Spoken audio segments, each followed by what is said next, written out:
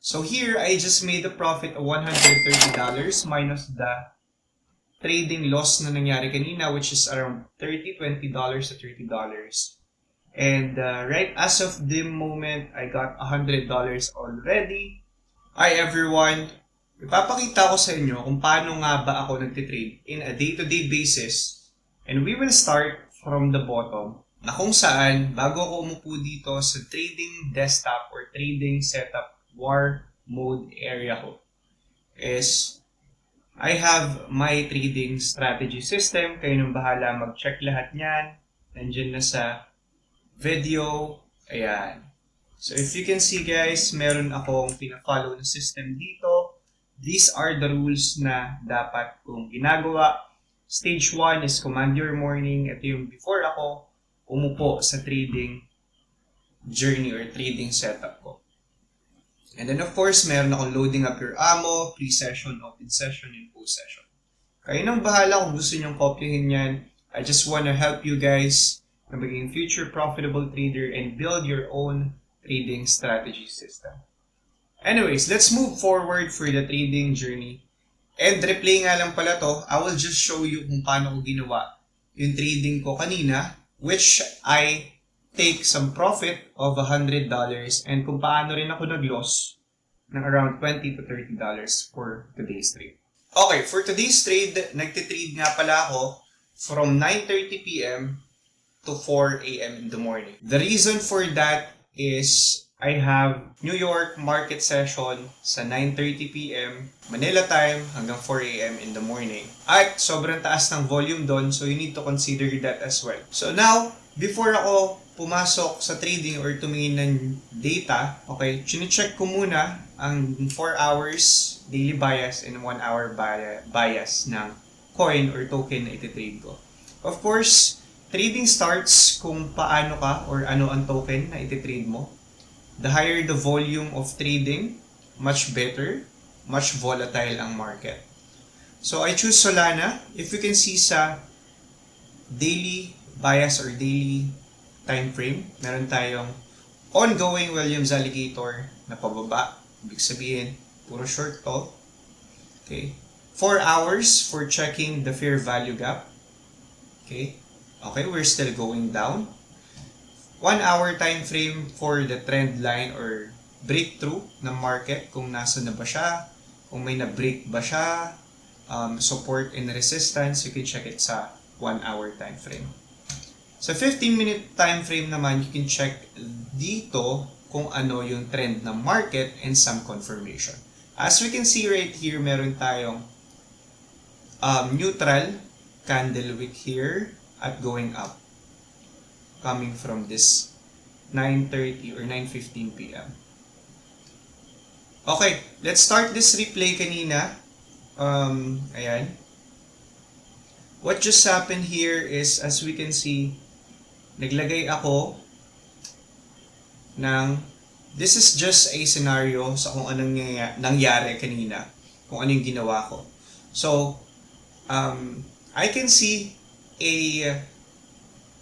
bullish scenario against Bitcoin. By the way guys, this is my own strategy system na meron ako. Ginawa ko lang to.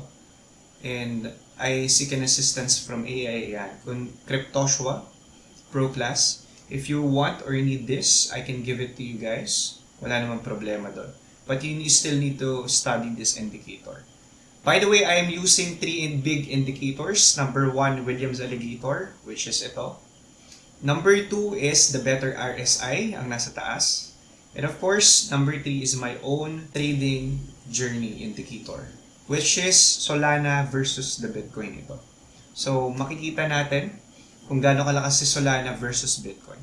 Now, we have here a trend line na overbought. Okay, ibig sabihin, Solana is performing well than Bitcoin. So, naglagay ako dito ng trend line. Okay? And then, naglagay lang naman ako ng trend line and I'm watching the market hanggang sa mag-open yung New York session.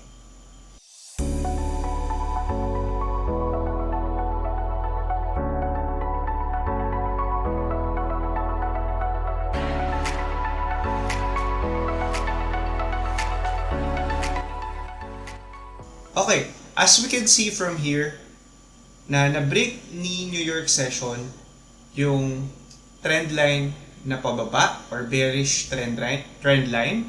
So what I did here is plot ako ng Fibonacci from the lower low. Okay? And then to the recent higher high ng New York session. And then I made some entry dito sa Fibonacci 618. And then stop loss sa pinaka lower low.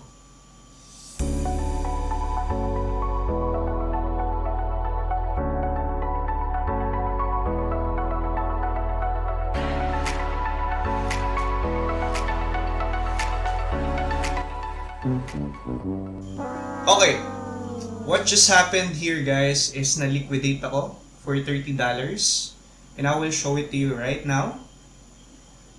And of course, as a day trader, kailangan mong mag-adapt sa market for what is happening right now.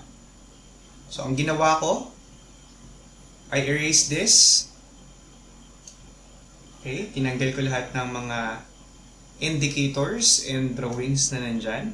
So what I did is make a new trend line. Sabi ko, bakit nga ba nag-against sa akin si market?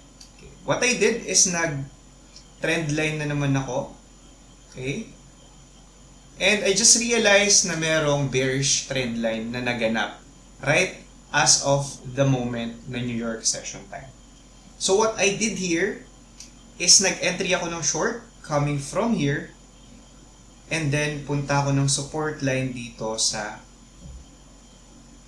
recent high, which is 150.07. Ayan yung stop loss ko. And the question is, marunong tayong pumasok sa market. But hindi lahat marunong kung saan nga ba magtitipi or take profit. So what I suggest is use the Fibonacci drawing. Okay, na meron tayo dito sa side. Ayan, Fibonacci retracement. Okay, use this. And then, hugot ka dito sa first low ng market. And then, the highest of the market. Now, you can see right here na may rejection sa point or 1618. The reason for that is a market correction. It's naturally working to itself. So, ang ginawa ko dito, naglagay ako ng take profit. Okay? Naglagay ako ng take profit sa side ng 147.22. Ayan. Kasi, alam ko sa sarili ko that Israel versus Iran is a big matter for the market as halos lahat ng tao sa market is takot and almost all of them doesn't invest right as of the moment. And yung iba, nag-out ng pera nila. So you need to consider that news as well in accordance sa trading system ko. Ayan. So the next thing to do is watch the market. Maglagay ka ng alarms. Naglagay ako ng alarm. Okay? Alarm here and alarm here sa 74. Now, I just watch the market and let it play with itself. Lagi mong tatandaan na to master the market, okay, you must first master yourself, for no chart can save you from undiscipline. Pag hindi ka disiplinado, walang magliligtas sa'yo sa market, kundi ikaw lang. Now, bilang trader, okay, kahit gaano kaganda ang strategy mo, kung di mo naman kayang kontrolin yung emotions mo, like yung fear mo, yung greed mo, o overconfidence, ikaw mismo ang dahilan. You yourself will be the reason kung bakit ka natatalo. Pero don't blame yourself too far. Okay? Lagi mong tandaan kung paano papatawarin yung sarili mo in some factors na bakit ka nag-loss. Just like what happened kanina. And move on, of course. Alright. Now, what I did is watch the market kung paano siya nag-play along. And then, ayan. Nag-TP out ako dito sa around 147.5 for the reason na nagkaroon ng market rejection going downwards. Ayan. Nag-TP out ako dito for the reason na hirap si market na bumaba pa from the bottom of 147. So here, I just made a profit of $130 minus the trading loss na nangyari kanina, which is around $20 to $30. And right as of the moment, I got $100 already. So balik tayo sa daily profit goal ko ng $100. I got it already. And I will call it a day. And that's it. Alright. So everyone, what I want you to do is review this trading strategy na meron ako. And of course, I want you to learn more, experience more trading during your journey. I want you to be a future profitable trader. And isa lang yung advice ko, na learn small, win big.